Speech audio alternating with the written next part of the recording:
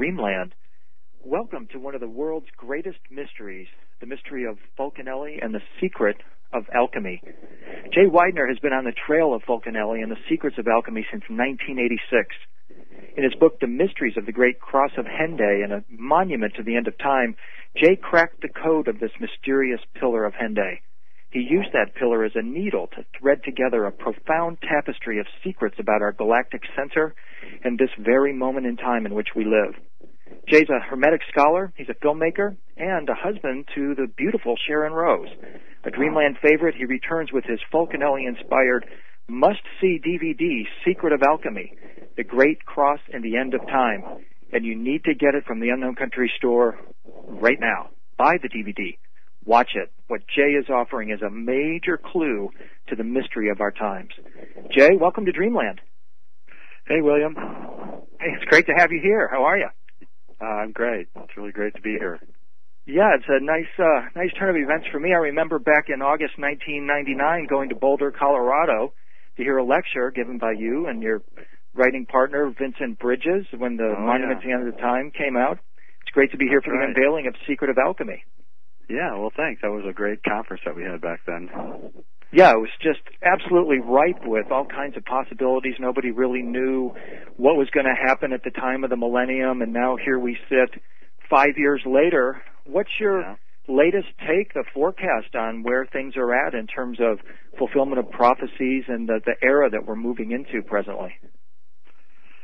Well, it's getting more and more interesting lately.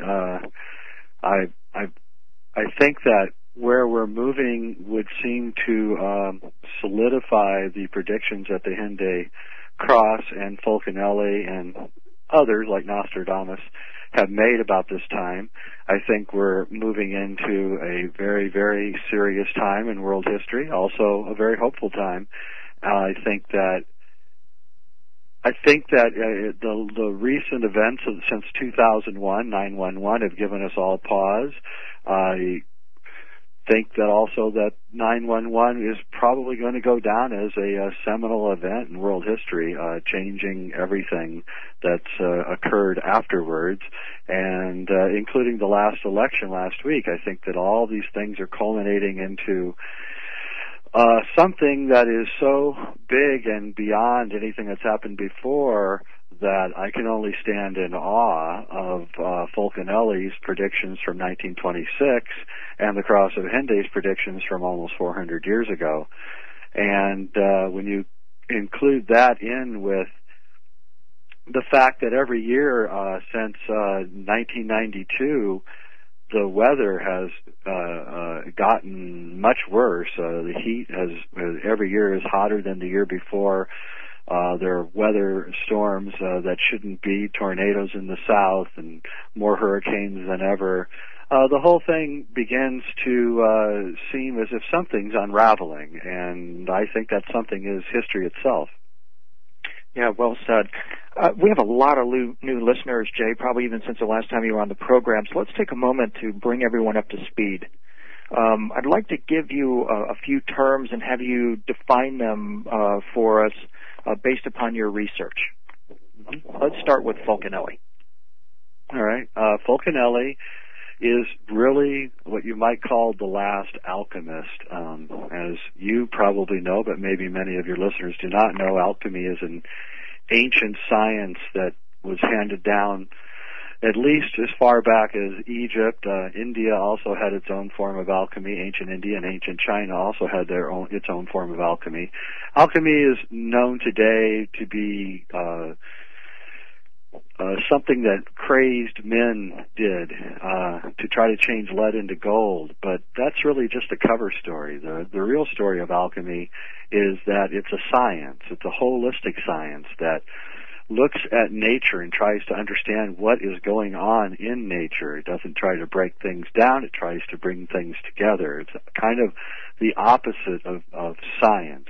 I like to think of alchemy as the alchemy today as sort of where science is going. In shedding its ancient mystic origins, alchemy seems to be the only science that is bringing all of the disparate elements of science together.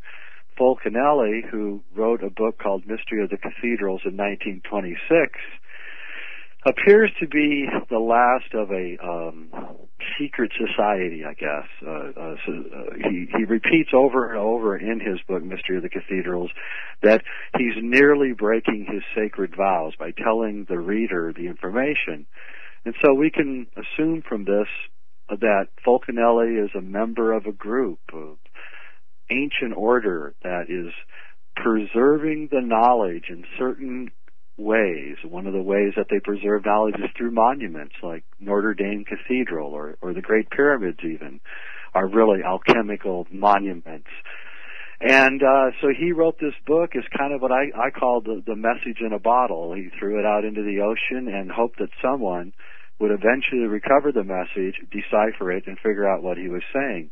For some reason, no one really was interested in deciphering the message. They were more interested in who Fulcanelli was. Since he was anonymous, this created an intrigue, and many people went after that mystery. I was not all that interested in his anonymity. I was more interested in what it was he was saying. And for some reason, Vincent and I appear to be the only two people who really were interested in what Fulcanelli was trying to say. So in its own way, our two books are really the only analysis of Mystery of the Cathedrals and its intrinsic meaning, and there's very little concern in the books about who Fulcanelli was.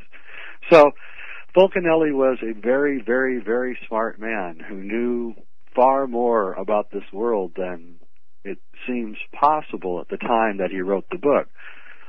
75 years ago, 80 years ago now. So, in the end, Fulcanelli is telling us that this science that once existed everywhere is far more profound and advanced than our modern science is, and that was intriguing. And so I began trying to understand what alchemy really was as opposed to what the mythology was saying. And I think that's where all of the work that I do stems from, is that trying to understand what alchemy is and what is the message that Fulcanelli is trying to tell us. Very good. In 1957, the second edition of Fulcanelli's The Mystery of the Cathedrals was published. Strangely, it contained a new chapter not present in the original 1926 edition. It described an enigmatic cross in Hendaye, France that remained unsolved, and I believe its message lost to history unless and perhaps you and your writing partner, Vincent, come along and devote your life to solving it. Tell us about the cross at Hendaye, Jay. Yeah, the cross of Hendaye really is the most intriguing thing that I've ever come across. No one knows who built it. It's at least 350 years old. It sits in a churchyard in a little small town in Hendaye, France, which is on the border with Spain. Louis XIV was married at Hendaye. Hitler visited the cross in 1940. Many strange people passed their way through Hendaye on their way to the alchemical schools of Spain, say in the 1200s and the 1100s. So Hendaye became a town, kind of a passageway, and someone built this cross, and we don't know who it was, in the churchyard. It was originally in the grave in the cemetery. It was moved to the churchyard in about 1830 or so, and it sits there, enigmatic, obscure. No one seemed to ever have paid much attention to it until Fulcanelli decided to give a look at it. He wrote his chapter on the cross of Hendaye. Since Fulcanelli supposedly disappeared from this world around 1929, this chapter must have laid somewhere, waiting to be published. We're not exactly sure where it was or where it came from. There are indications that people like Schwaller de Lubitsch did know about the cross of Hendaye prior to the publication in 1957, but we're not sure about that. So pretty much no one, except for a couple esoteric scientists, paid attention to the cross of Hendaye, and since no one had really looked at it, and since if I could prove that what Fulcanelli was saying about the cross of Hendaye was true, then I would be able to say with some degree of certainty that the other things that Fulcanelli is saying in the book, Mystery of the Cathedrals, was true. So since this extra chapter had been added, I believe that Fulcanelli inserted the chapter on purpose to try to alert us. And while the chapter, it would have been had great credibility in the 1926 edition, the fact that it was added to the republished edition some 30 years later really is mysterious. And since Canciale, his editor, never really brings up the fact that there's an additional chapter, this is even more curious. So inside this chapter is this discussion of this strange cross, and this strange cross is quite remarkable. It as Fulcanelli says, the maker of the cross had profound scientific knowledge about our universe. Well, how does a guy 350 years ago, before advanced telescopes and things, how do they know what's really going on in the world around us without the technology that you would think you would need? And I guess that's where alchemy comes in. But either way, what the cross is saying is that world is that this age is coming to an end, and this age is coming to an end according to the time given on the cross right now. Between 1992 and 2012, something is going to happen. A lot of people speculate that it's a gate or is going to open, or time itself is going to end, that this gate, when it opens, ends time. Kubrick in 2001 seems to understand this alchemical knowledge, and it's also telling us that there's a kind of a gate that's going to open or close. Anyway, we're not really sure because the knowledge has been obscured so much by history that we can only speculate, and unfortunately that's all we can do because we just don't know exactly what is going to happen. However, there would be a compression of events leading up to this, I would think, and I see the world right now and I say there really is a compression of events, and that each year there seems to be more events happening that seem to be more out of control. And so Fulcanelli indicates that the chaos will be the determinant factor at the end of this age, and it looks like we are indeed falling into chaos.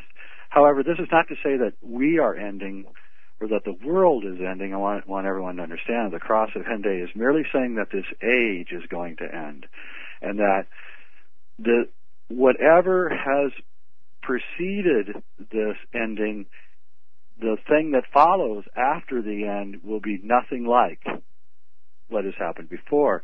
So history, to me, is sort of an initiatory process leading the human race to this moment that we are all going to share. And it's going to happen. It is happening now. It's a stretched out moment. It's a 20-year stretched out moment where people like you, William, and Whitley Strieber and me and many others are suddenly beginning to understand things about this world that we never understood before. And we can all, polish our fingernails and say, hey, we must be geniuses. But I'm wondering if maybe the knowledge is only now becoming available, and that's why we're discovering it. Oh, I totally agree with that, Jay, and especially when you watch your DVD, The Secrets of Alchemy, you see how that force of synchronicity runs throughout your life's work. People, facts, places, maps just seem to show up. Talk about what that means to you. How did you tap into that force of synchronicity, and what does it mean to you? Well, it's a great question. One of my favorite writers is a obscure French traditionalist named René Grenon, and René Grenon says that while the initiatory schools may be gone, may have died out for the most part, it is still possible through events and through synchronicities for a person to become initiated. And I think that's what we're seeing all around us, especially within the people that are interested in these things and the people that are listening to this radio show. The teachers are gone. Fulcanelli probably was one of the last teachers of alchemy, and all we have is his book.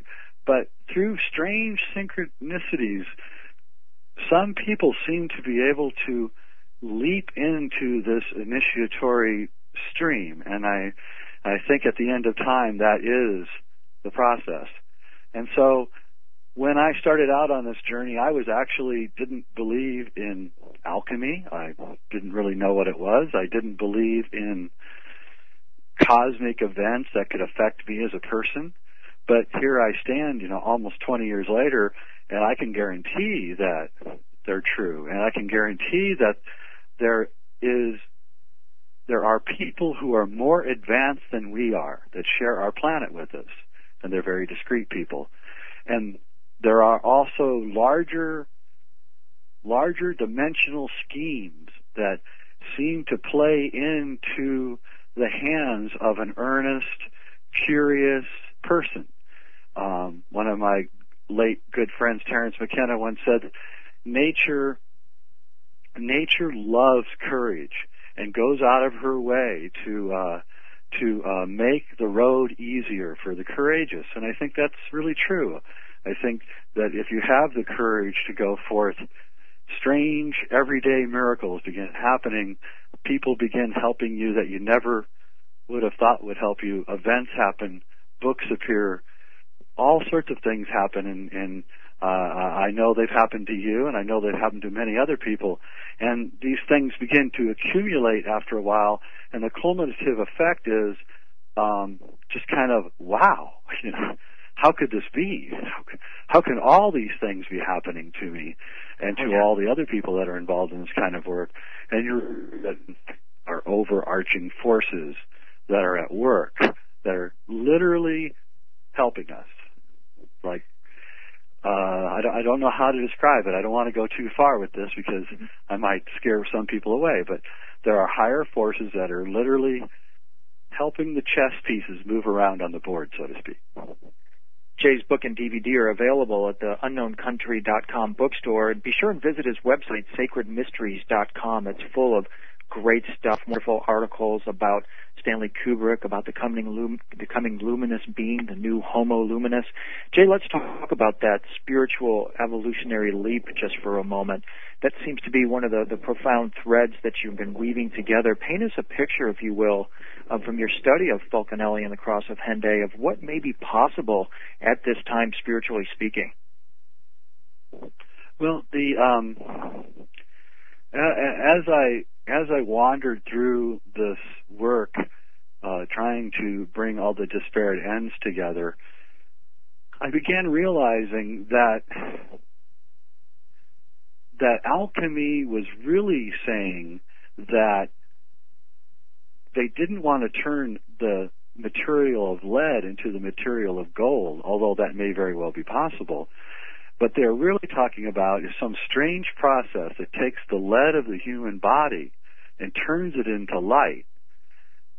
Now, this was extremely intriguing, and I began studying it, and through my work, I met several people from all sorts of different cultures. Alberto Villoldo of the Inca shaman, and John Major Jenkins' study of the Mayan calendar, and a lot of other people, and I began realizing that these cultures were all predicting that some kind of being was emerging out of man.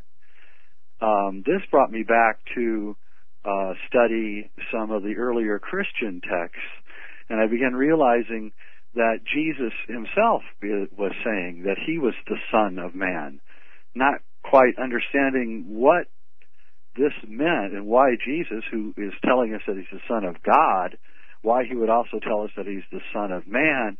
And I began realizing, of course, that this is how he would describe a being that would emerge out of man. It would be the Son of Man. It would be a being that comes from man.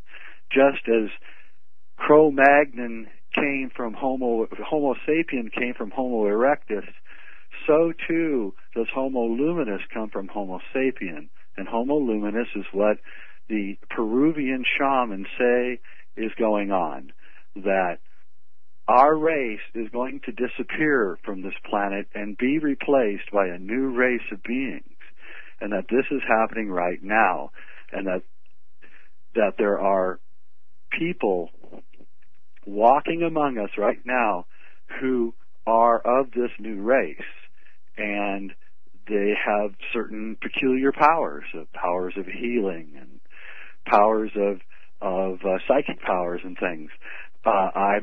Don't know if I've ever met a Homo luminous, although I've met people who strike me as being extremely bright, not just physically, but mentally and spiritually.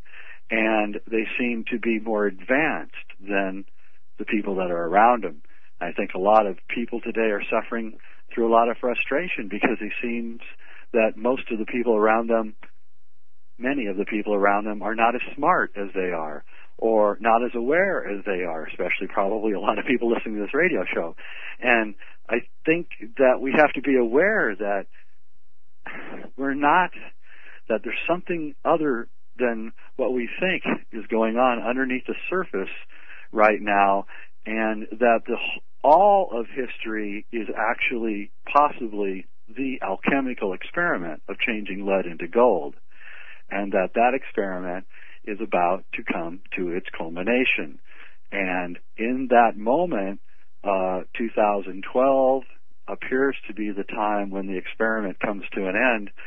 I believe that a new being will appear on our planet, and it will be Homo luminous, as the Peruvian shaman and the Egyptians also say. They say that when we return back to the Zep Tepi, or the first time, that a new creature will come, a new man, a new being. And I think that's what's going on. I think that, in effect, that we are an intermediate species. Yeah, I totally agree with that, Jay. I wrote a book called Cloak of the Illuminati. In this book, I described or reported on a government report from 2002 put together on converging technologies. The government gathered a couple hundred top scientists together, and they put together this report that recommended a PR campaign to get Americans used to the idea that 4 primary technologies, genes, bits, neurons, and nanotechnology, are converging into one. And I had put out the idea that these may well be the same 4 elements of earth, air, fire, and water retooled in a new form and fashion. And what we're seeing is, for example, at MIT, is that those 4 technologies are converging in the development of a second skin for humanity. How would you comment on a development such as that in connection with this idea of the Homo luminous? Well, that's incredibly fascinating. I hadn't read that, but I would like to very much. I think that what goes on the physical level with human beings is a reflection of what is going on a higher dimensional or a hyperdimensional level.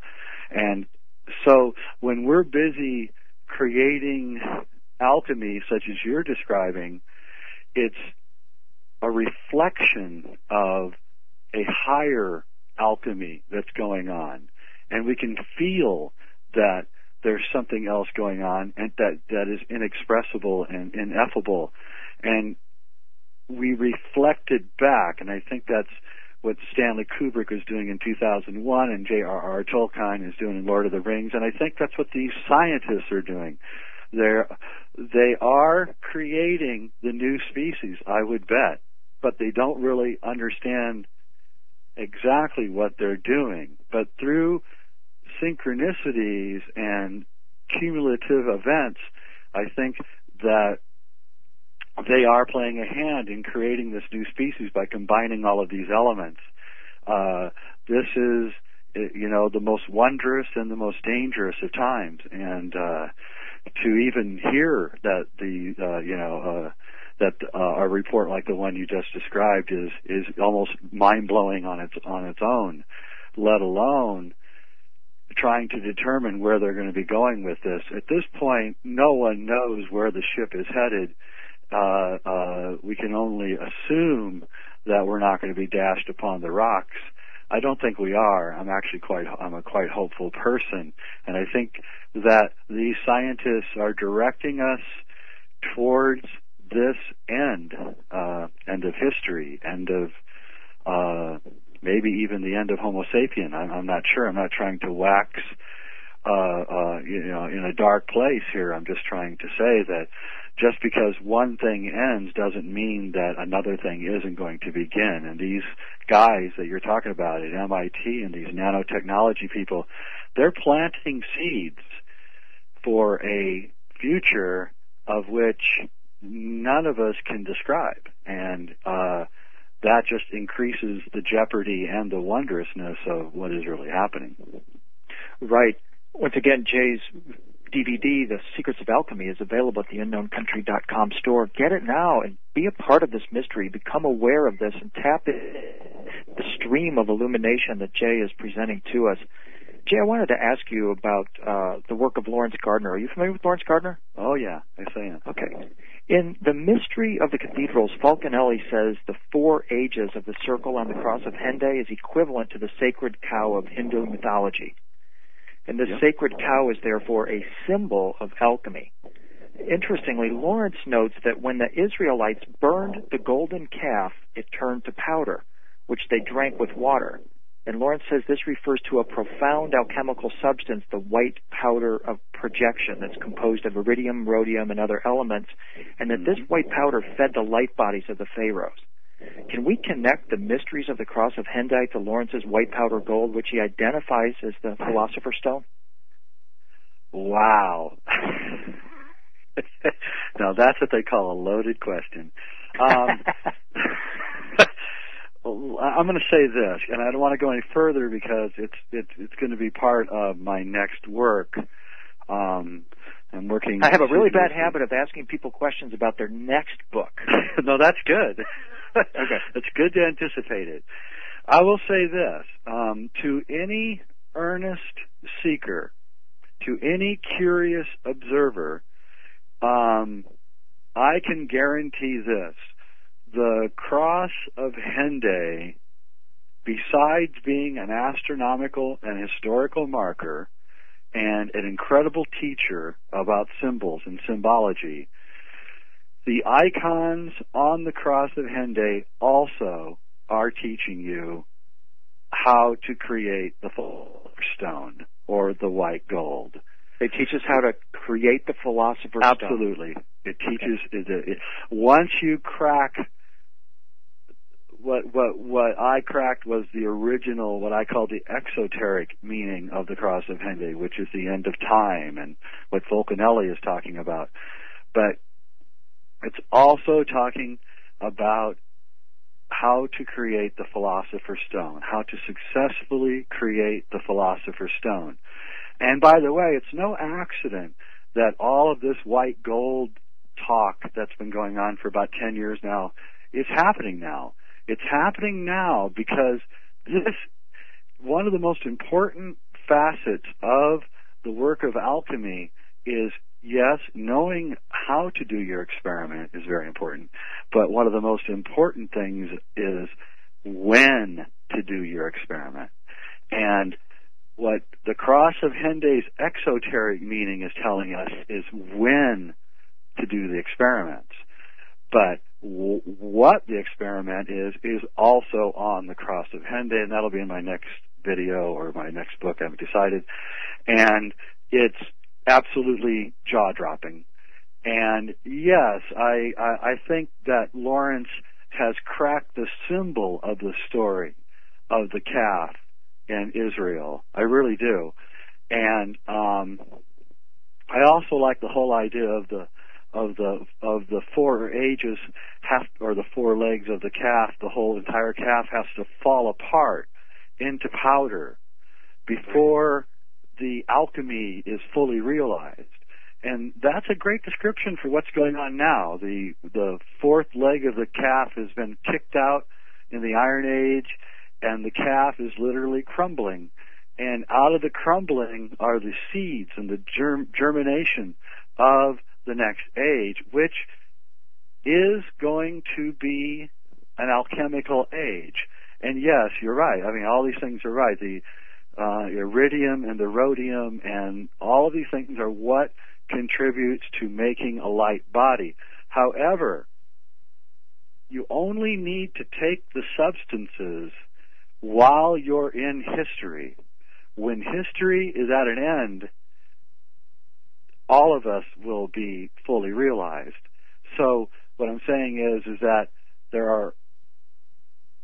taking the white powder is something you have to do during the throes of the Iron Age to find the illumination.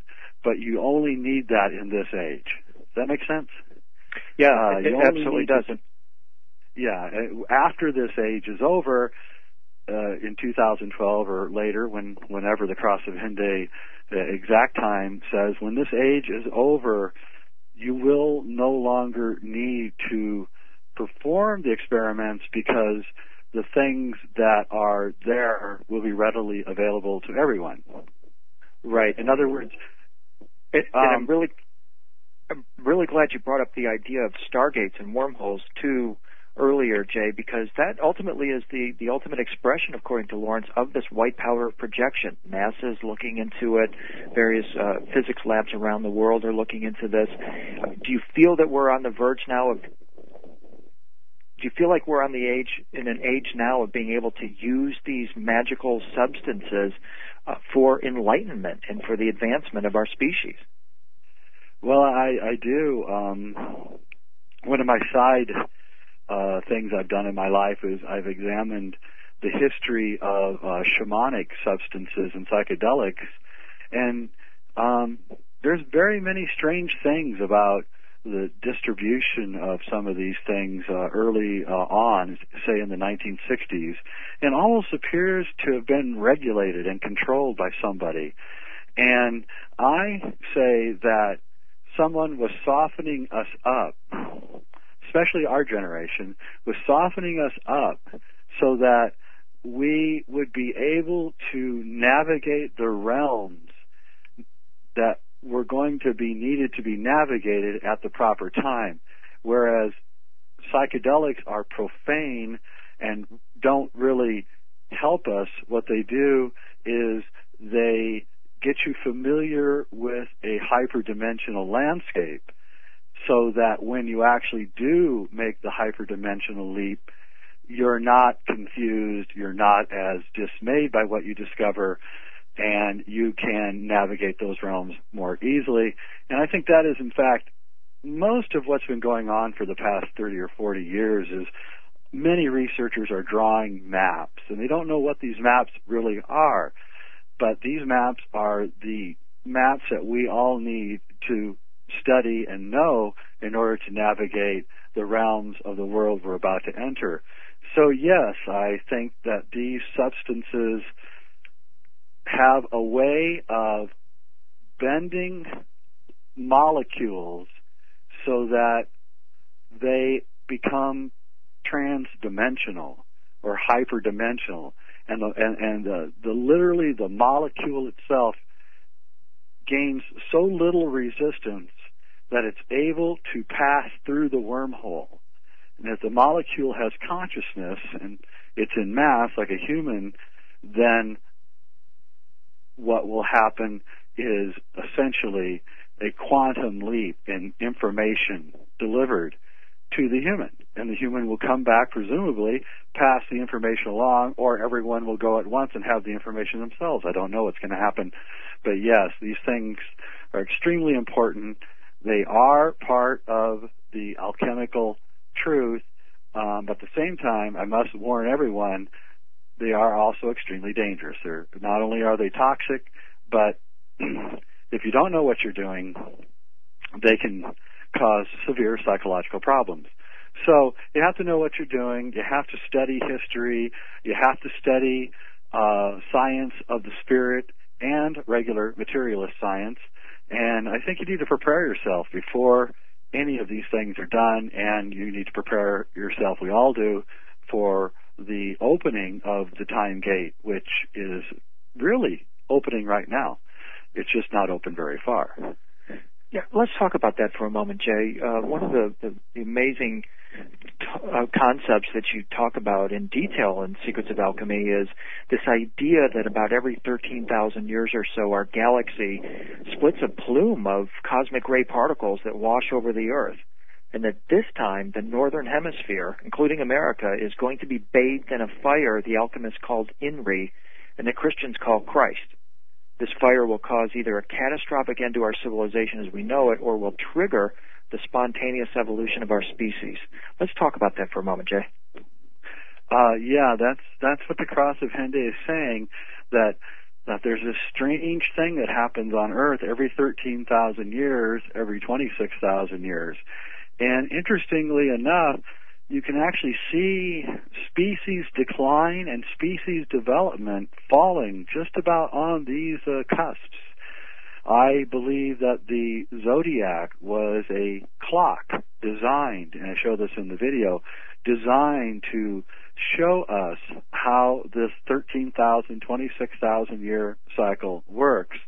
And I believe that while it's hooked to a thing that is called the precession of the equinoxes, I think that the precession of the equinoxes themselves are more important than we realize.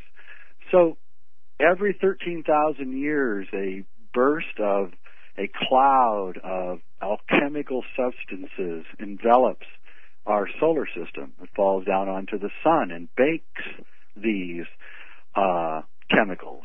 And then the sun blows these chemicals out, these transmuted chemicals baked in the atomic fires of the sun. The planet itself, according to the work of Dr. Paula Violette, has coatings of this iridium, rhodium layers every 13,000 years.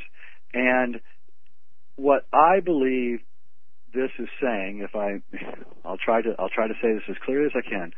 What I believe happens is that when the galaxy periodically blows off some of the accumulated debris in an explosion, this explosion is first seen by us on Earth. It could be thousands of years later, though, before the dust comes, because light travels much faster than particles. So the particles are not going to come as fast. So it could be thousands of years later that the dust particles appear. In other words, the galaxy could have already exploded thousands of years ago and have passed from our view now. But the dust cloud could be just arriving now. And there's some evidence to prove that. Global warming, the trouble that the sun has been having lately with solar flaring, also global dimming. There appears to be dust in the air, more dust than there used to be. And all of these things could be a precursor to this cloud of alchemical particles that are coming down. These particles will come down, and for some people, they're going to be a disaster. And for other people, they're going to be a revelation. This is the problem. Alchemy is replete with stories of people who have taken the alchemical substances and have either died or gone insane. So I think that what the Christians call the Day of Judgment is really the separating out between the people who can handle the sudden inflection of hyperdimensional states that will exist, that are already beginning to manifest here on Earth with UFOs and aliens and many of the other things. This is the gate that's opening. But when that gate is blown wide open, almost anything will be possible at that point. And we're very, very close to it. Right. I've been kind of tracking this in various traditions. The Mayans. This is William Henry. This is Dreamland. We'll be right back.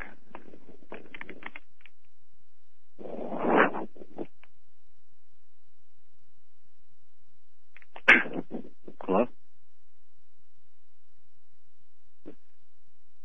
Jay, I've been tracking this whole concept of these emanations from the galactic center. One of the Mayan terms for it is its. They call that the blessed magical substance, the liquid rain of heaven. flip over to the Israelites, and they talk about this substance they call mufkit, that means, literally translated, mufkit means, what is it? And we keep seeing this idea of a substance raining from the heavens.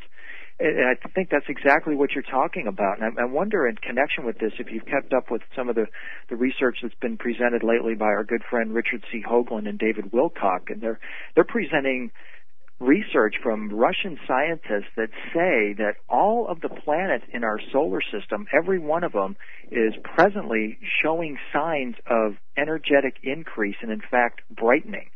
And what they're citing is this Russian research that says that our sun and solar system is entering into a zone or a field of the Milky Way that aligns with the New Age concept of the photon belt.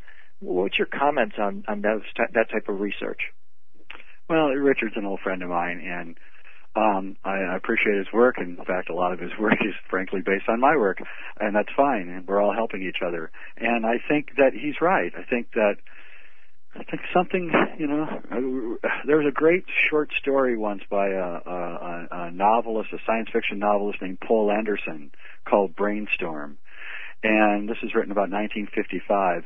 And in Brainstorm, that is exactly what happens. The quadrant that we're in moves out of a section of the Milky Way where everything is murky in the previous section, but when we move out of it, suddenly things are not murky anymore. IQs triple and quadruple.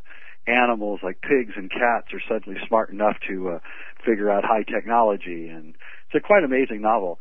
And I think that that's what's going on here. I really do. I think we're moving out of a grind of history, and we're taking our true place in what we really are.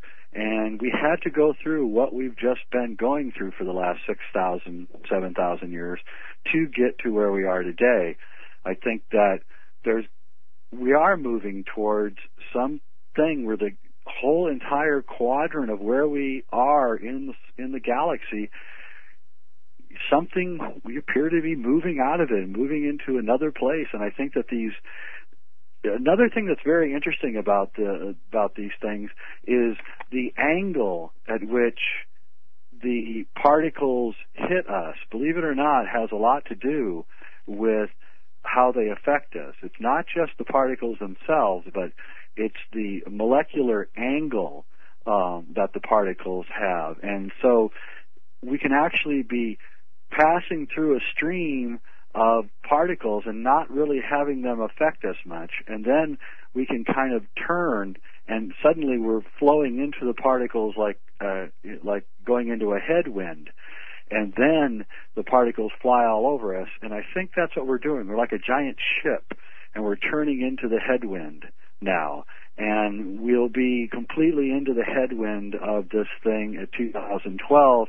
And I think that's when you'll see a lot of, I think you'll literally see an increase in rhodium and iridium on the surface of the Earth. I think you're going to see I think it's actually already starting, but I think you will see it increase more and more, even though these are particles that you can hardly see. You would need a scientist to find them. And that is working hand in hand with the rest of the alchemy to create the end of time. Jay's DVD, The Secrets of Alchemy, The Great Cross and the End of Time, is available now from the unknowncountry.com store. Get the DVD, watch it. What Jay is offering is a tool to help you navigate these times, to put yourself in the position to be able to participate in this dramatic change that's unfolding right before our very eyes. Jay, I want to talk just for a moment about some recent research that the cell phone industry is conducting. They're studying the calcite microclusters on the pineal gland, and now we're actually describing our pineal gland as a wireless transmitter capable of receiving even faint messages through resonance. They think the pineal is a natural wireless transmitter. How might this research play in what you're describing in terms of these new particles that we're streaming into? Well, I'd like to see that report. Yeah, well, let's see here. Another question like this. Okay, the pineal gland is a transmitter. As you probably know, there's a zirconium diamond inside your pineal gland. All animals have pineal glands. And just like a radio needs a diamond, so too do we need this diamond inside us. And this is how birds navigate, of course, know how to go south and north. It's because of their pineal gland. And the pineal gland, of course, Descartes said it was the seat of the soul, and it is the seat of the soul. The human beings have, of course, one of the largest pineal glands. We have one of the largest brains, so naturally we'd have one of the largest pineal glands of any animal. Furthermore, because human beings walk upright, remember what I said about standing into the stream, the flow of it, or your angle being very important. Because human beings stand upright, the vertical axis of their body creates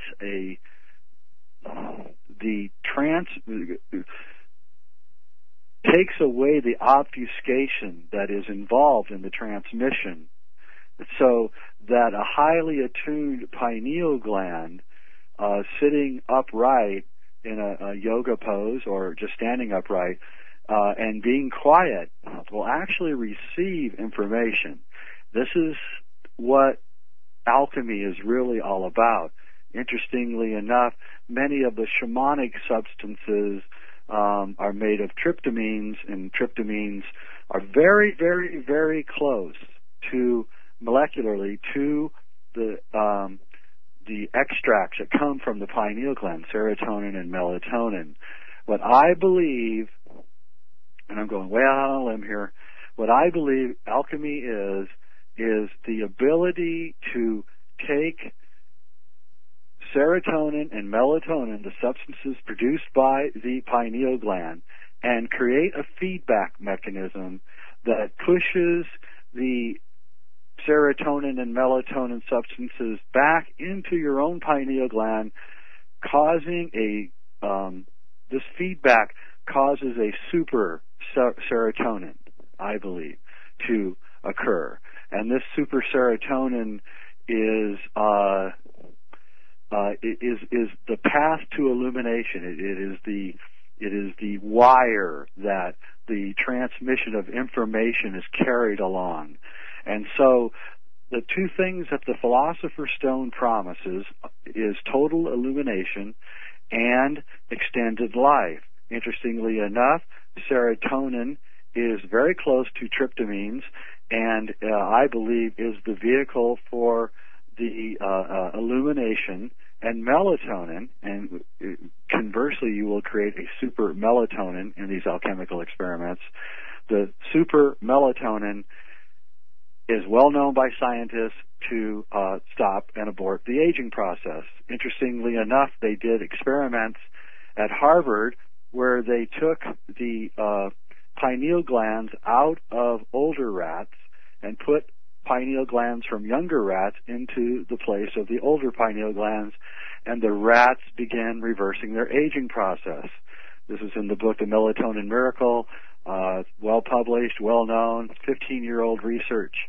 Again, when you take these super serotonin, super melatonin byproducts of brain chemistry and create this feedback loop, you will reverse the aging process. This is what Ayurvedic medicine is about. The Sufis are also practicing this. Almost all of the real traditions that are left on Earth or have been on Earth know about what I'm saying, and I'm sure some people are listening right now and know what I'm saying. And this really is the essence of alchemy. This is what the powder, the white powder, tries to do, or it does, but what I'm saying is that the human pineal gland produces this substance all on its own and needs no outside help at all.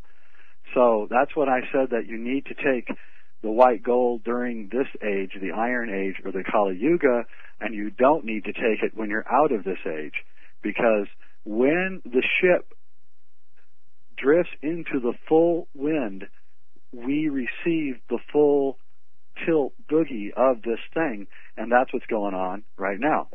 And that's why people like you and me and our listeners, we couldn't even have had this conversation 20 years ago. And now we are. And that's amazing. Oh yeah, I know. I thank my lucky stars to be alive at this time, to be a part of this whole group consciousness that's developing. You seem to operate, as do I, that the human body is a plant that's capable of manufacturing secretions that bring about enlightenment. Do you feel that this may be why the secretions and excretions of our body are so tightly regulated? Do you feel that there are forces that want to keep us from releasing these secrets that are within us? Absolutely. I think we're not ready for that. Fulcanelli says that the secret protects itself, and don't forget the first part of secretion is secret. Right. And that is really true. You can't really tell someone something that they don't understand. In other words, if we found a hunter-gatherer from New Guinea and we tried to explain the inner workings of an automobile engine, it would be pretty much a useless discussion. So the secret protects itself, and the alchemists believe that the human being is the paragon of creation. When the alchemists and the mystics say that the earth is in the center of the universe, they don't mean that it's physically in the center of the universe. They mean that because man is here, we are extremely important. In other words, so important that we may very well be the center of the universe. And because of the peculiar nature of man and his physique, he is caught between two dimensions. Our minds, our spirits are of a higher dimension while our bodies are trapped here in the third dimension. But this is not an accident, because it's extremely necessary for us to have a human body to be able to foment these particular chemistries and secretions that only we have the ability to do. And these secretions, interestingly enough, are formed by consciousness and thought. They've done many experiments and proven that many of the secretions that come from the endocrine glands, especially the pineal, are driven by thought. In other words, someone is depressed, their pineal gland immediately begins shutting down. It no longer does the serotonin and melatonin flows begin happening. But as soon as a person pulls out of their depression or becomes happy, suddenly you see that the secretions increase. So these secretions also are the captains of the immune system.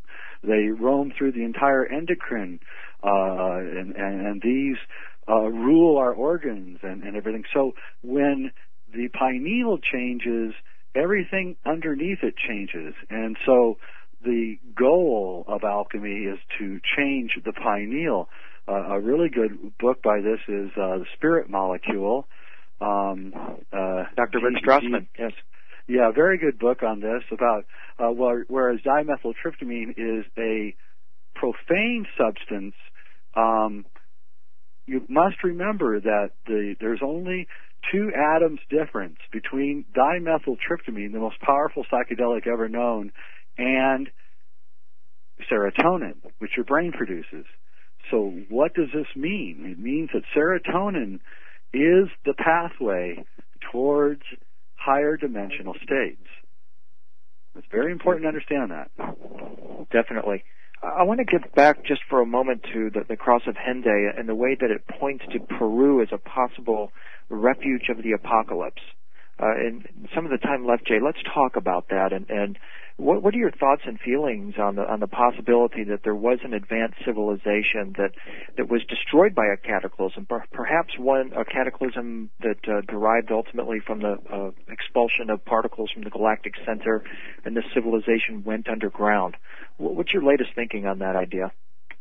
Well, again, I want to get back to this concept, of this abstract concept about how the ship has to be, turning the ship into the full wind.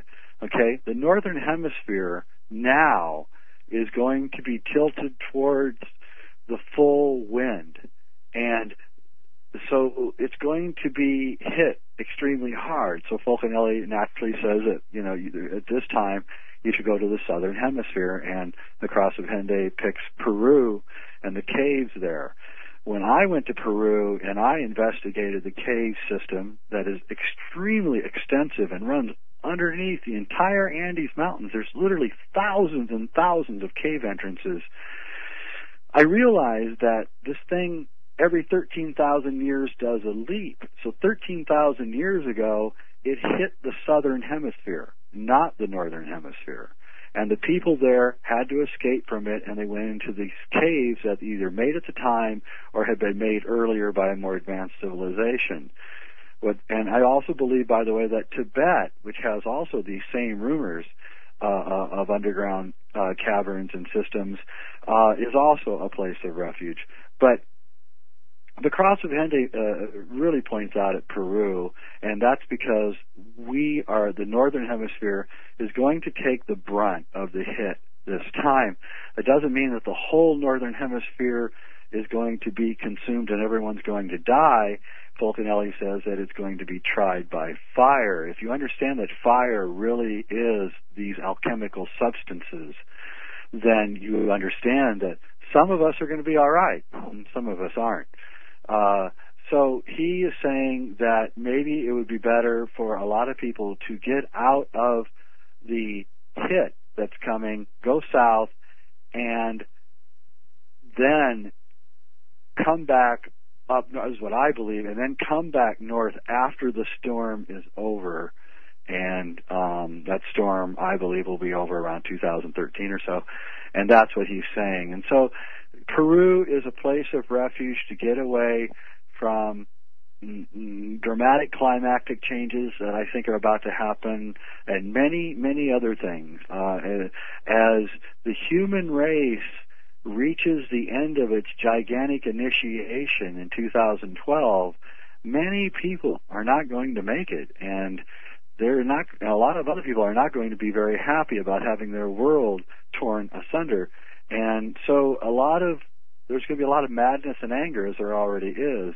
For the rest of us who don't really care about the material world and are more concerned with the spiritual world, we just have to take a deep breath, know that everything is going to happen the way we want it to, and if you want to go to Peru, to Cusco, it would probably be a safe place. I think what Fulcanelli and the Cross of Hendaye are really trying to do is trying to get a lot of the same types of people into one place, not necessarily to escape the catastrophe, although it may very well be, but because there's strength in numbers and the passing of information is much easier when you have a community.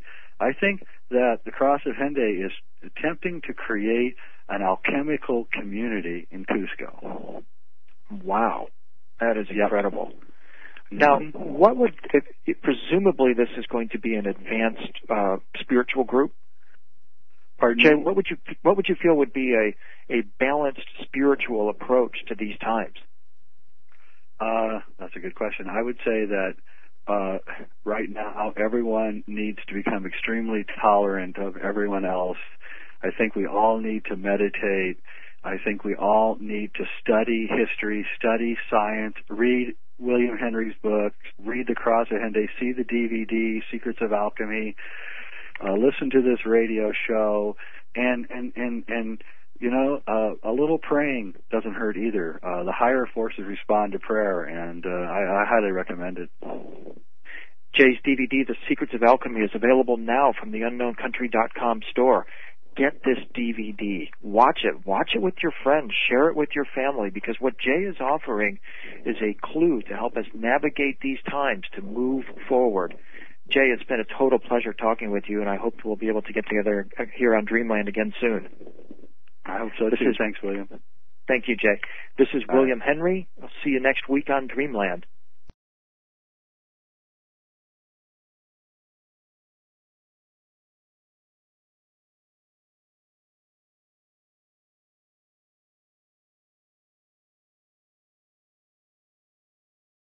One reporter who loves mysteries is radio's leading science journalist, Linda Moulton Howe. She's an Emmy Award-winning TV producer, documentary filmmaker, and writer, and the reporter and editor for EarthFiles.com, the Internet's most respected edge science website. Tonight she has a remarkable report for us on a very old but very important story. The UFO crashes in New Mexico way back in 1947. Here she is with something very new from Philadelphia, Linda Moulton Howe. Thanks, Whitley. You know, if it's true, that name Roswell has become synonymous with UFOs through television shows such as The Real X-Files, about a ruthless government plot to cover up crash disks, non-human entities, and their possible alien agendas to preserve the public status quo and prevent panic. Confusion and conspiracy theories began in early July 1947 when American newspapers headlined in big, bold type that one of the flying discs that people all over the country were claiming to see had crashed on a ranch in New Mexico. That's the famous Foster Ranch between Corona and Roswell, where rancher Mac Brazel found silver debris scattered over a wide area just before the 4th of July. Mac went to the Roswell sheriff and reported his discovery. That led to military intelligence officers at the Roswell Army Airfield going to the ranch to collect all the debris that they could find. Soon, General Roger Ramey posed in a photograph with a torn silver weather balloon and told the press there was no crash disc, only the tattered weather balloon that laid on the floor. But with us in dreamland now is a man who personally knew Mac Brazel's two sons. His name is Chuck Wade, owner of Wade Building Company in Gallup, New Mexico. Mr. Wade received his bachelor's degree in civil engineering from New Mexico State University. Chuck was born and raised in Corona, New Mexico. In 1947, he was 7 years old, and his father, Jesse Wade, owned the only bar in Corona. And that's where Mac Brazel first went after finding the strange silver debris. And in 1935, Dad was going through Corona, stopped in at the bar, and before the night was over, he was the owner of that bar. He and my mother ran that bar for 42 years, retiring in 1976. And that's where my dad was the morning during the summer of 1947, when Mac Brazel drove up in an old pickup truck, came up to my dad, and wanted Dad to go out to the Foster Ranch to see what in the world had crashed out there. And he was very, very insistent Dad go out there because it's stuff that he had never seen before. But Dad was even more insistent and did not go. My father suggested Mac report this to Roswell because that was the closest military base and also the closest to him, the closest law enforcement. That after Mac left the bar, he must have gone up to the Du Bois drugstore, because I've heard Geraldine Du Bois tell me twice in the last 3 years that Mac made a phone call to Roswell telling them, and I don't know who them are, about something crashing out on his ranch. What happened next in terms of your knowledge?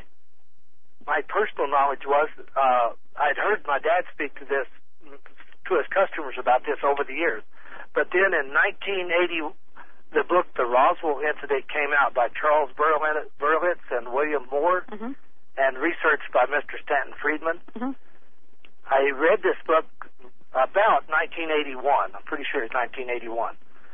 And in this book, there is a picture of Mr. Bill Brazel on page 81. There's a caption under this picture on page 81 that says, Bill Brazel, son of rancher W.W. Brazel, that would have been Mac. Bill's collection of the dig fragments was confiscated by the Air Force in 1949 after Bill had said too much the evening before in a tavern in Corona, New Mexico. That would have had to have been my dad's bar because there's only one. Whenever I read this, I called up Bill Brazel, who lived in Capitan, and I've known Bill basically all my life. And I talked to him. We chit-chatted for a while. He was asking how my mother was doing, because my father had passed away 2 years prior to this. And then I asked Bill about the book, The Roswell Incident, and may I read you this caption? And he Sure. said, okay, so I did what I just read you. Mm-hmm. And then I asked point blank, Bill, is this true? And he said yes. That was 1981 until today. I am on a quest to find out what my father did not see on the Foster Ranch, the summer of 1947. Chuck, what was it in that book that was detailed about what Bill dug up out there in the Mac Brazel Ranch? He was asked the question what he had found out there, and so Bill said, yes, I can describe it. There were several different types of stuff. Of course, all I had was small bits and pieces, but one thing that I can say about it was sure light. It weighed almost nothing. There were some wood-like particles I picked up. They were like balsa wood in weight, but a bit darker in color and much harder. You know, the thing about the wood is that the older it gets, the harder it gets. Mm-hmm. And you couldn't scratch this wood, and it wouldn't break. It was just, and all he had was a few splinters. Mm-hmm.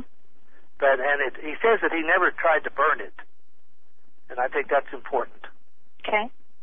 And then there were several bits of metal-like stuff, something like on the order of tin foil, except the stuff wouldn't tear. And that's basically what he says here that he was talking about whenever he said fragments, disc fragments. And you are reading from, give the title and the authors and the copyright year again. Yes, it's The Roswell Incident by Charles Berlitz and William L. Moore, researched by Mr. Stanton Friedman. And then he also had some thread-like material, and it looks like silk, but he certainly didn't know what it was, but it wasn't a sewing thread. Also, I'd like to discuss a conversation my mother and I had with Loretta Proctor. Mm-hmm. Mother and Loretta were lifelong friends. They had went to school together. And a couple years before my mother passed away, she passed away in 1989. In 1987, Mother and I went out to visit Loretta Proctor. Floyd, her husband, had passed away several years prior. So Loretta told Mother and I about the day that Mac Brazel came to their house with some parts and pieces that he didn't know what they were. And he showed Max showed Floyd these pieces and her. One of them looked like a piece of balsa wood. It was not very heavy, but Floyd always carried a very sharp knife because he worked with sheep, and you need a sharp knife to work with sheep. And Floyd took out his knife, and he could not cut that balsa wood, quote unquote, nor would it scratch. It was just tough. Then Floyd took out some of the kitchen match, because he smoked and he always had these big old matches, and it wouldn't burn. And Loretta told Mother and I that to our face. That's important testimony, and it reinforces what others have said that they heard from Mac Brazel and others about this strange material that was so light and wouldn't bend and wouldn't scratch. Yes. So the only real fact that you got from Bill Brazel was that he had dug up material at the Corona crash that was supposed to be a silver disc of some sort or a silver craft of some sort, and that he talked about that debris that he had at your father's bar. What did Bill Brazel say happened to his materials? He said that he did not have it because one night about 2 years before, after Dad's incident, that would be the crash or the finding of the debris out on the Foster Ranch, I went into Corona for the evening. While I was there, I guess I talked too much, more than I should have. I know I mentioned having this collection to someone. Anyway, the next day, a staff car came out to the ranch from Roswell with a captain and 3 enlisted men in it. Dad was away at the time, but it turned out that they didn't want him anyway. They wanted me. Seems the captain, Armstrong, I think his name was, Captain Armstrong had heard about my collection and asked to see it. Of course I showed it to him, and he said that the stuff was important to the country's security, and that it was most important that I let him have it to take back with him. He seemed most interested in the string-like stuff than any of the rest of it. I don't know what else to do, so I agreed. Next, he wanted me to take them out to the pasture where I had found this stuff, and he did. Wouldn't it be wonderful to know where all of this material is that our government has collected from these disc crash sites over the years? Oh, my goodness, yes. But part of it wound up in the Pentagon with Colonel Corso and the 3-star General Trudeau. That's right. And that's out of the book, The Roswell Incident. That's out of The Day After Roswell by Lieutenant... I used the wrong word. Yes, The Day After Roswell by Colonel Philip Corso. Right. Now, so this is fascinating that you had firsthand experience as a child and growing up in Corona through your father, the bar, knowing Bill and Vernon Brazel. And now we are in 2004, and you went out on a very interesting dig yourself this summer of 2004, but it was in a different place. Can you explain where you went and why? Do you want me to start back with... Yes. Okay. About this time last year, November of 2003, there was a conference in Henderson, Nevada called UFO Crash and Retrieval Conference. I went to that along with my brother Bobby. And one of the presenters there at the conference was a Mr. Art Campbell from the state of Oregon. And he gave a nice presentation about having located the UFO crash and the plains of San Augustine. I'm sure that he did not say that it was a UFO crash there, but since then I feel confident that that's what it is. Mm-hmm. But anyway, he gave a nice presentation about some artifacts that he found there on the plains of San Augustine that are most unusual. And I really wanted to meet Mr. Campbell after the conference or during the conference, but I just didn't make the effort. Then in March of 2004, Mr. Campbell was a presenter at the UFO symposium at Aztec, New Mexico. And he also presented about these items that he had retrieved from the plains of San Augustine.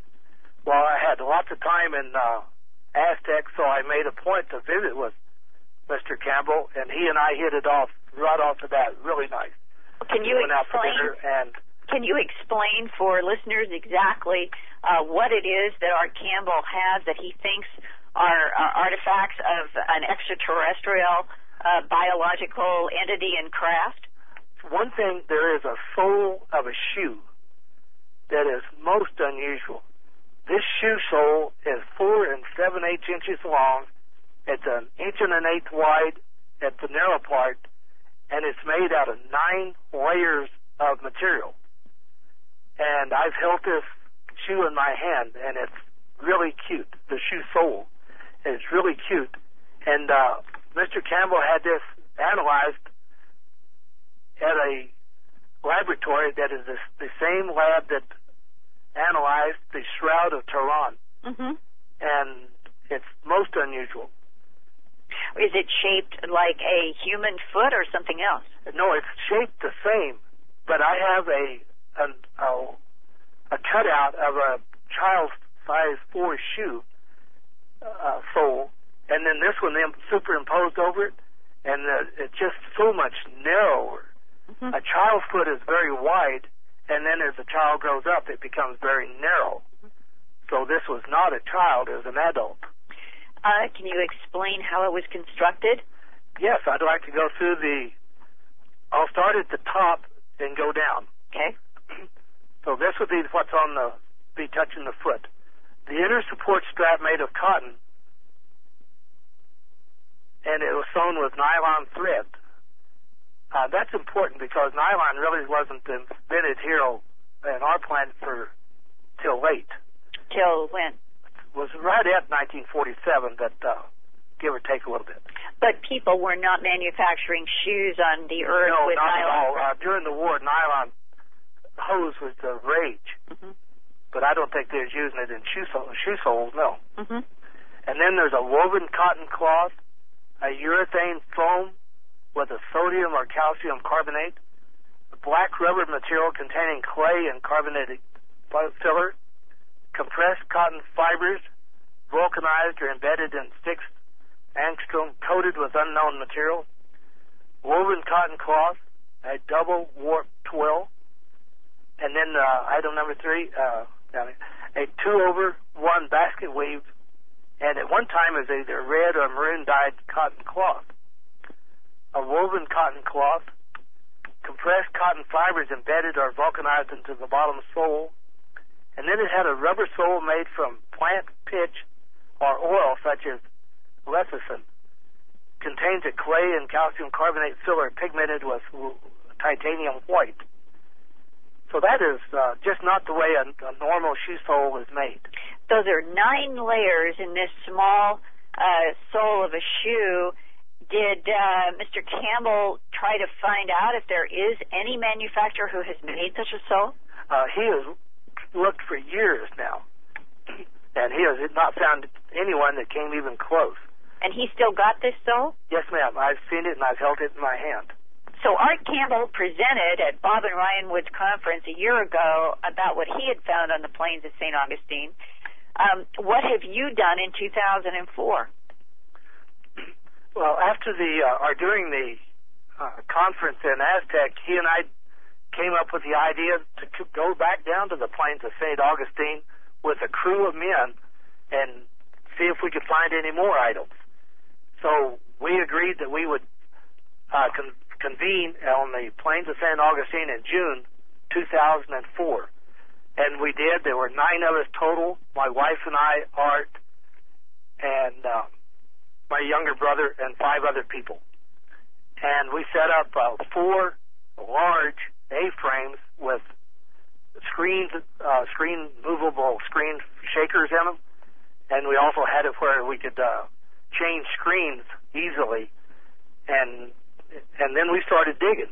Like an archaeological dig. An archaeological dig. But this was more just a dig, because an archaeological dig goes through all the scientific stuff, and what we were after, we just wanted to find if we could find something. Mm-hmm. And then there's plenty of room left there for the archaeologists to come in and do a scientific dig.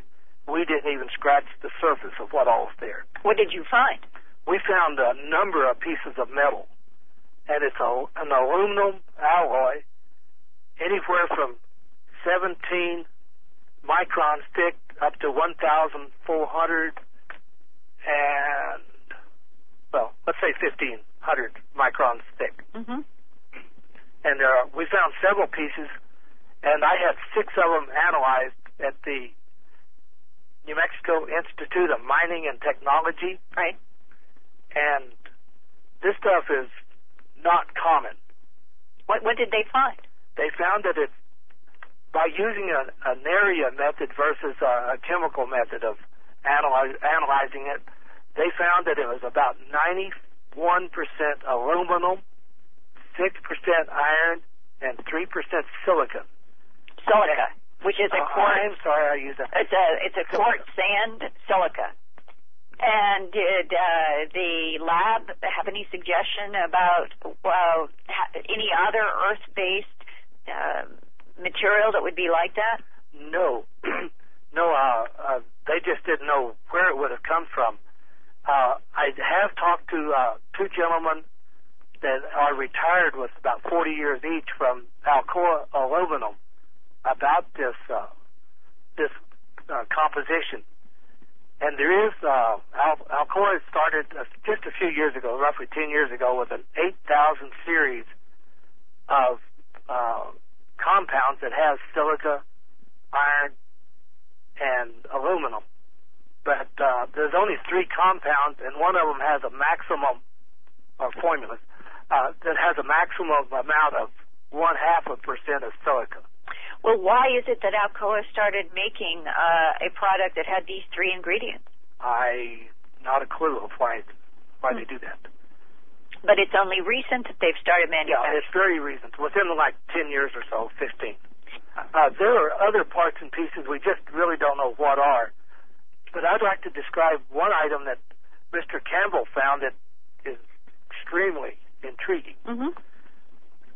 It's basically a plastic. And when you first look at it, it looks like it was like a quart oil can or oil jug that was melted down. But whenever you first start looking at it, and he's had it analyzed with an MRI, and it's got many, many chambers in it. And also, whenever they started looking at it and picking pieces out of it, they found a microscopic gold wire. And this gold wire had a fitting on it, like maybe you put 2 of them together. But in the process, they were not expecting this gold wire, and it's so microscopic they never could find it again. But fortunately, before they started moving it, they took a picture of it. Right. But they do have copper wires that came out of this plastic thing that are just microscopic, almost to the nano part, I think, like many times smaller than a human hair. One of the most interesting parts of the research that Chuck Wade has done with Art Campbell this year in taking these pieces that they found in the plains of San Augustine to a lab and finding that there was silica and iron mixed with the aluminum, and learning that basically silica and aluminum would not mix together in any kind of normal fashion. And at earthfiles.com, I have a series of photographs of 6 of these fragments that went to the lab with microscopic blow-ups of what they have found. And Whitley, it is one of the most interesting things because it reminded me a little bit of the layered bismuth magnesium that I spent so much time investigating in this regard. That when you look at these thin pieces of metal, and we're talking 17 microns, 30 microns thick. They're the width of and a little bit thicker, some of them, than, say, normal kitchen tinfoil in the modern world. But there seems to be very specific distributions of the silica and the iron inside of the aluminum, as if it has a design. And when you look at these microscopic pictures, which the scientists at New Mexico Institute also, they commented, there seems to be a deliberate distribution within the aluminum that is extremely, in terms of today's world, very unusual. So there's much more to be learned about these new pieces from the plains of San Augustine, and to me, it reinforces that on April 9th, 1983, I sat at Kirtland Air Force Base. I was presented an alleged briefing paper for the President of the United States on crashed discs, and on that list, beyond Roswell, was Magdalena in the plains of San Augustine. And as controversial as that has been over the years, I think that Chuck Wade and Art Campbell are coming up with some of the harder physical evidence that we've needed to go to a lab, and a lab to say, this is a very uncommon metal. It has not been proved to be extraterrestrial, but is highly strange. And there is one more almost poignant artifact that Art Campbell found at this, what he thinks is a crash site on the plains of St. Augustine. He found 2 pieces of natural wood crossed, bound together by wire, extremely old, extremely weathered, right where he thinks that whatever this was came down. And he figured that it might have been left there either by local residents back in 1947 to honor the dead beings that were supposed to be associated with this crash. And here now again, briefly, is Chuck Wade talking about that cross and the possible being? He found this cross there. It wasn't readily available to start with, but he did find this cross, and it was wired together like this. And it turned out that this cross was over where the main crash must have landed. So somebody came years ago and paid homage to those folks. And Mr.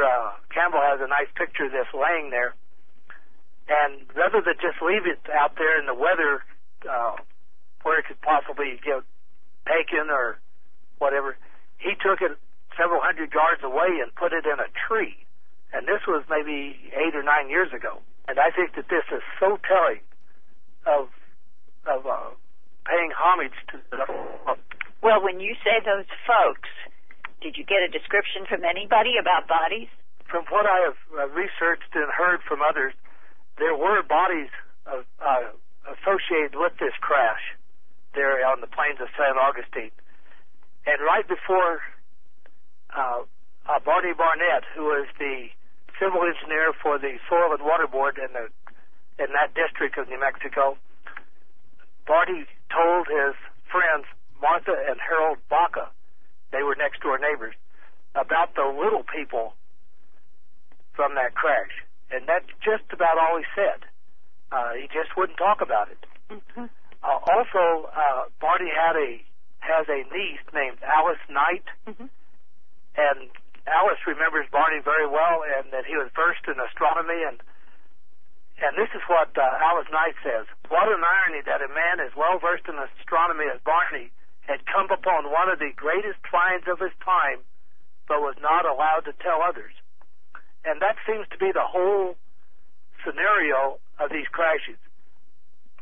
People are just not allowed and will not talk about these crashes.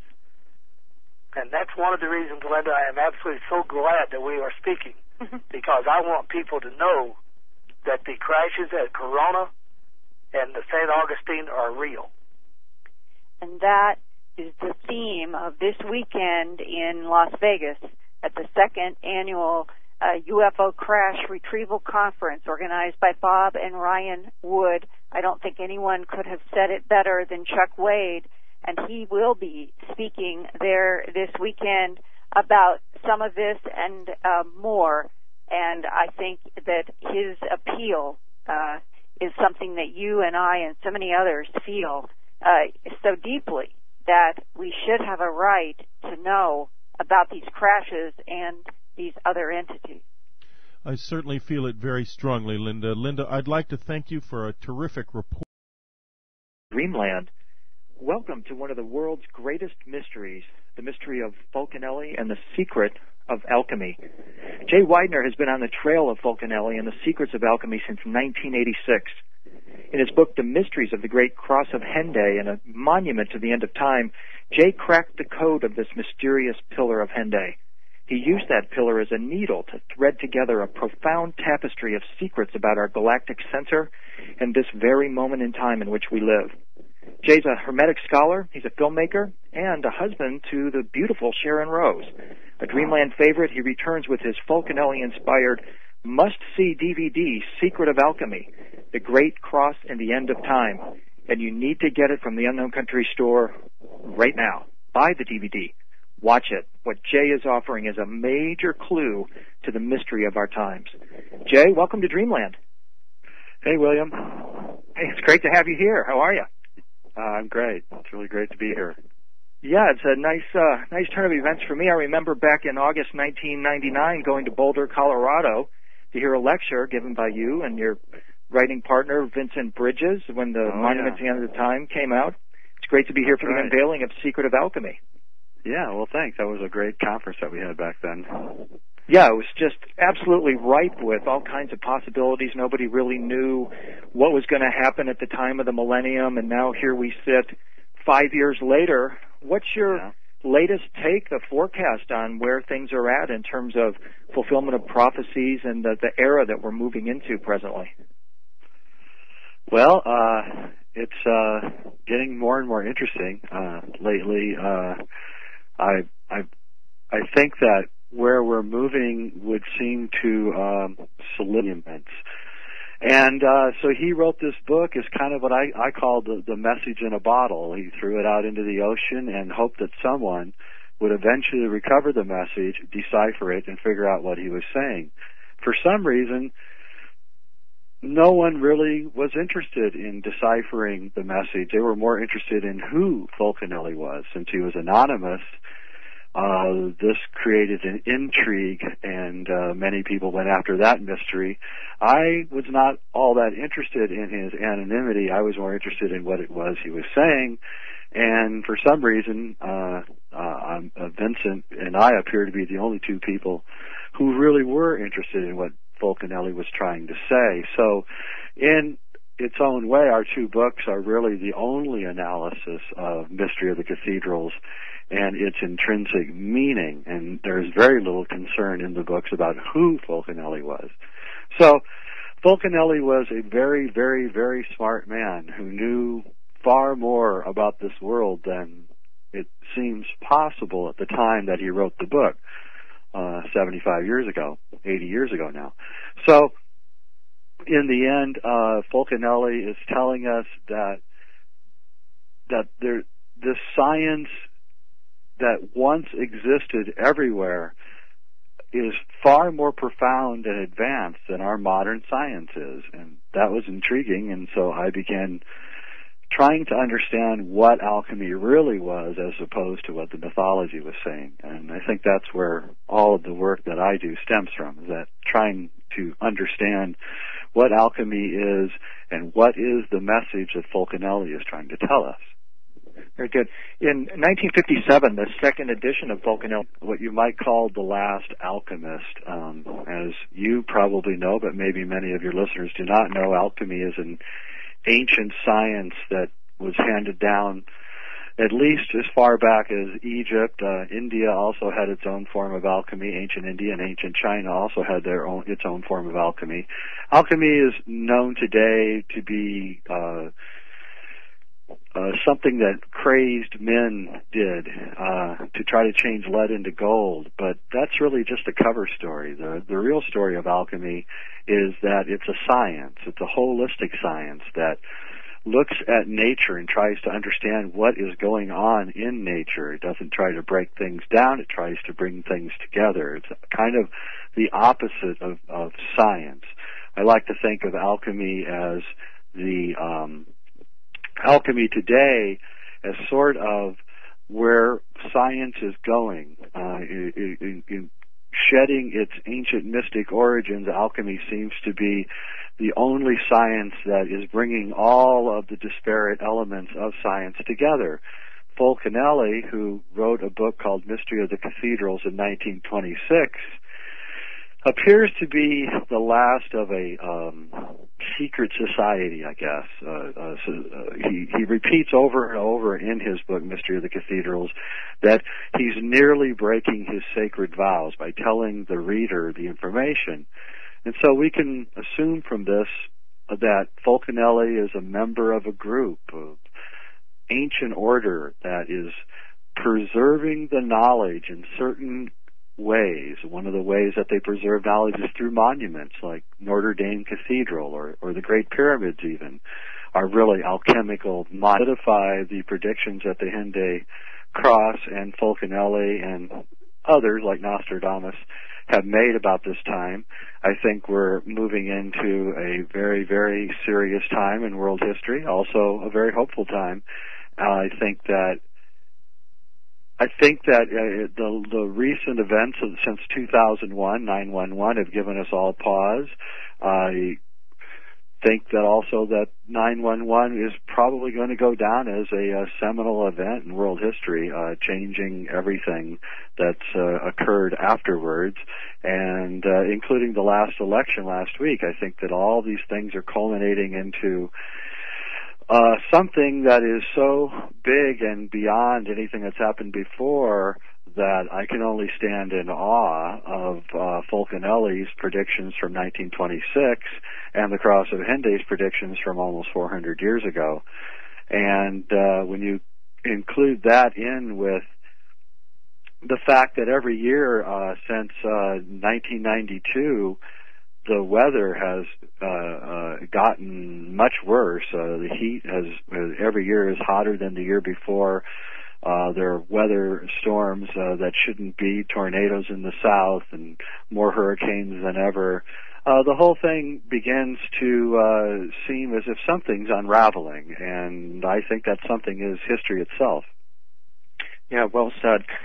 We have a lot of new listeners, Jay, probably even since the last time you were on the program, so let's take a moment to bring everyone up to speed. I'd like to give you a few terms and have you define them for us based upon your research. Let's start with Fulcanelli. All right. Fulcanelli is really... The Mystery of the Cathedrals was published.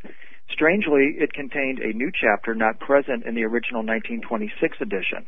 It described an enigmatic cross in Hendaye, France that remained unsolved, and I believe its message lost to history unless and then perhaps you and your writing partner, Vincent, come along and devote your life to solving it. Tell us about the cross at Hendaye, Jay. Yeah, the cross of Hendaye really is the most intriguing thing that I've ever come across. No one knows who built it. It's at least 350 years old. It sits in a churchyard in a little small town in Hendaye, France, which is on the border with Spain. Louis XIV was married at Hendaye. Hitler visited the cross in 1940. Many strange people passed their way through Hendaye on their way to the alchemical schools of Spain, say in the 1200s and the 1100s.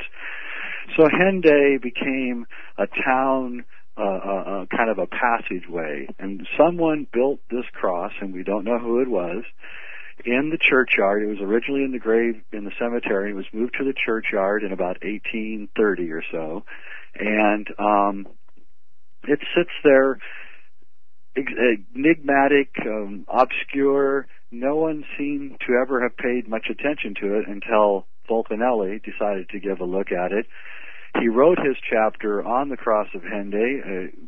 Since Fulcanelli supposedly disappeared from this world around 1929, this chapter must have laid somewhere, waiting to be published. We're not exactly sure where it was or where it came from. There are indications that people like Schwaller de Luve